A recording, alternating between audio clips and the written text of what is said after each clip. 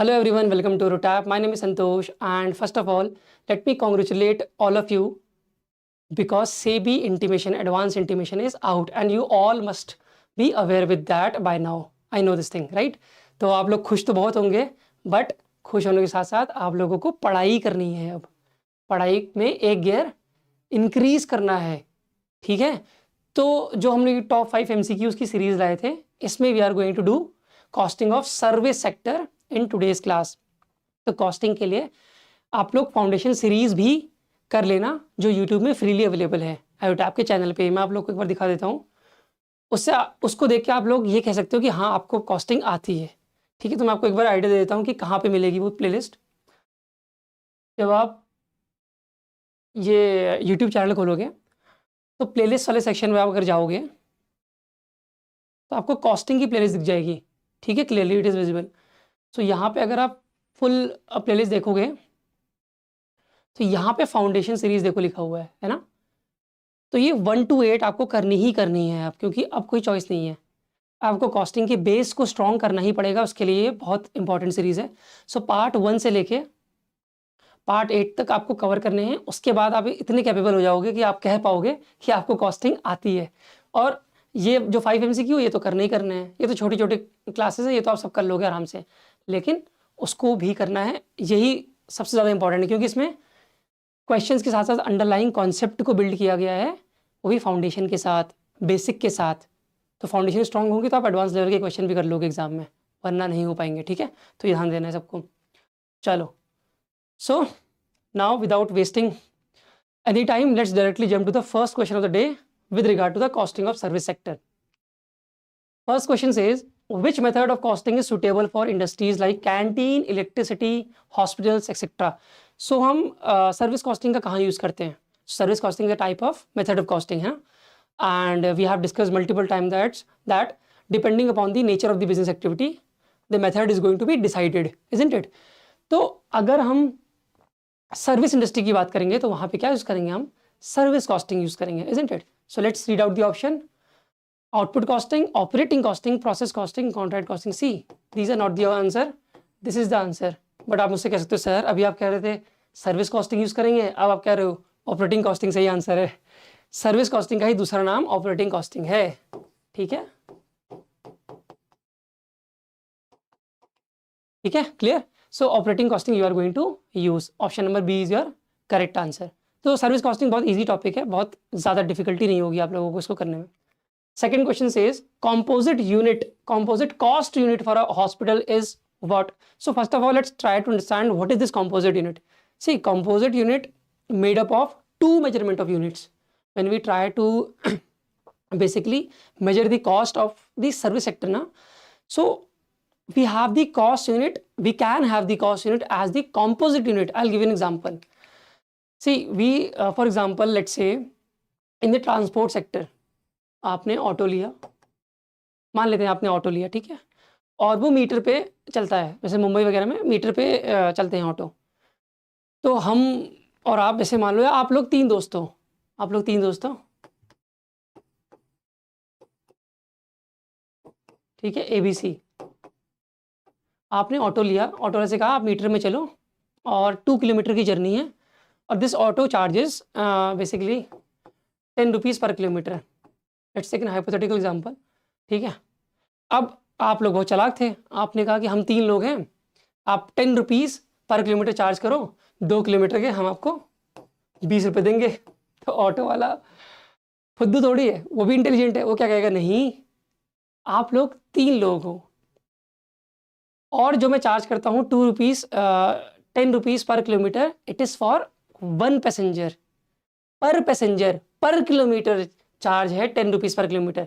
तो इसका मतलब है ये सिंगल यूनिट थी 10 रुपीज़ पर किलोमीटर। लेकिन अगर वो आपसे कह देगा सर कि ये है यूनिट रुपीज़ 10 पर किलोमीटर पर पैसेंजर, तो ऑटो वाले भी तो इंटेलिजेंट है।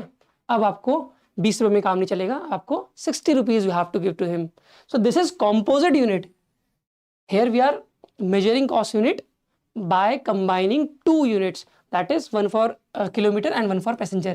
तो per passenger per kilometer अब 10 रुपीज़ चार्ज करेगा. This is what composite unit is. The question is asking you about the cost unit that can be used in a hospital. पर patient तो ये composite unit है ही नहीं, तो पर patient day है. Per patient per day, it means per patient per day. So it is a composite unit. Per day नहीं है, पर बेड नहीं है, क्योंकि सिंगल यूनिट है. ठीक है, तो answer is per patient day. So option number B is your correct answer. बात समझ में आई composite unit होता क्या है. Let's move ahead with question number 3 that says cost unit used in the power sector. Now we have home and each and every month we pay electricity bill, isn't it? So जो हमारी units आती है ना घर पे, उसकी unit उसका मतलब बेस क्या होता है, उसकी यूनिट क्या होती है. हम बोलते नहीं हमारा 200 यूनिट आया इस मंथ, 500 यूनिट आया, 1000 यूनिट आया, बट एक्चुअल में कॉस्ट यूनिट होती क्या है टेक्निकल टर्म में. This is what this question is asking you about. So the unit is kilowatt hour. Unit in the power sector is kilowatt hour. ठीक है, got it? Okay. So let's move ahead with our fourth question. That says absolute ton kilometer. मतलब per ton per kilometer किसकी cost unit है? It is asking you. So transport sector में ऐसा होगा ना कि जो ट्रांसपोर्ट कर रहा है, जो ट्रांसपोर्ट कंपनी है, that can ask for per ton per kilometer cost. So it might ask 1000 rupees, just an hypothetical example. Don't consider it a fact कि 1000 किलोमीटर ही होता है, ऐसा नहीं. 1000 रुपीज पर टन किलोमीटर, मतलब अगर 2 टन किसी को ट्रांसपोर्ट करना है तो दे हैव टू पे 2000 रुपीज पर किलोमीटर. बात समझना, ठीक है. अगर इसको 3 टन करना है तो 3000 rupees per kilometre they have to pay. So it is the unit of composite unit of the transport sector. ठीक है, चलो let's move ahead with the fifth question that says depreciation is treated as fixed cost if it is related to what? Activity level, related with machine hours, effects of time, none of the above, both A and B. Very important question. इसमें it is asking that when you are going to consider depreciation as the fixed cost. तो यहाँ पे ध्यान देना, first option is saying activity level. तो अगर हम activity level के हिसाब से अगर हम डेप्रिसिएशन चार्ज कर रहे हैं तो फिक्स कॉस्ट कैसे होगा. मान लो एक्टिविटी लेवल बढ़ गई तो डेप्रिसिएशन बढ़ जाएगा, एक्टिविटी लेवल कम हो गई then your depreciation will be less. So it would be variable cost then. So this is not the answer obviously. Related with machine hours, again if if you are using machines for more number of hours then your depreciation will be more. If you are using the machine for less number of hours then your depreciation will be less. So this is also not the answer. Now you have the effects of time. ध्यान दो, एक साल में policy saying that कि 10% depreciation लगेगा ही लगेगा. Policy saying कि company policy saying और अकाउंटेंट इज saying कि 10% depreciation लगेगा ही लगेगा मशीनरी में in 1 year. तो whether you use it or not, whether activity level is high or low, that is not going to matter. 10% of the cost is going to be charged as the depreciation anyhow. So it is going to be a fixed cost in this case. So that's how we can say depreciation is treated as fixed cost if it is related to the effects of time only. So correct answer here is option number C. Now let's talk about the homework question and you have to comment this in the comment section. Pre-product development activities in insurance companies. Insurance is also an example of service industry. Pre-product development. So before product is developed, what is the activity that is done by the insurance company? This is what this question is asking you. Processing of claims, selling of policy.